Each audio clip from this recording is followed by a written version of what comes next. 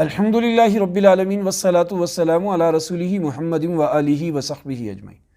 چھوٹے بچوں کی جو بیماریاں ہیں ان میں ایک بیماری جو بہت دردناک ہے، بچے کو تکلیف میں مبتلا کرتی ہے، وہ اس کے کان کا درد ہوتا ہے۔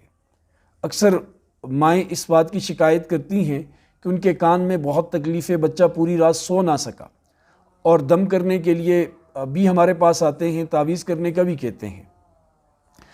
جس بچے کے یا بڑے کے کسی کے کان میں درد ہو، میں 3 وظیفے آپ کو بتاتا ہوں، ان تینوں کو اکٹھا کریں، الگ الگ بھی کریں، آپ کی مرضی، انشاءاللہ اللہ پاک کان کے درد کا خاتمہ کریں گے۔ نمبر 1، جس کے کان میں درد ہو اس کے کان میں درود شریف پڑھ کر، اعوذ باللہ بسم اللہ پڑھ کر اس آیت کو پڑھ کر دم کریں۔ کأن لم يسمعها کأن فی اذنیہ وقرا فبشرہ بعذاب علیم، یہ سورہ لقمان کی آیت نمبر 70 ہے، یہ پڑھیں، دم کریں۔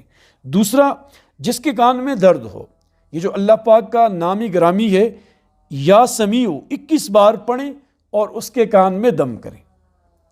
تیسرا کہ یہ سرسوں کا تیل لیں اور اس پر یہ جو آیت ہے اس کو دم کریں، ان السمع والبصر والفؤاد کل اولئک کان عنہ مسئولا، اس آیت کو پڑھ کر اس سرسوں کے تیل پر دم کریں اور اس سرسوں کے تیل کو کان میں ٹپکائیں، تو انشاءاللہ کان کا درد اللہ پاک کے فضل و کرم سے ختم ہو جائے گا۔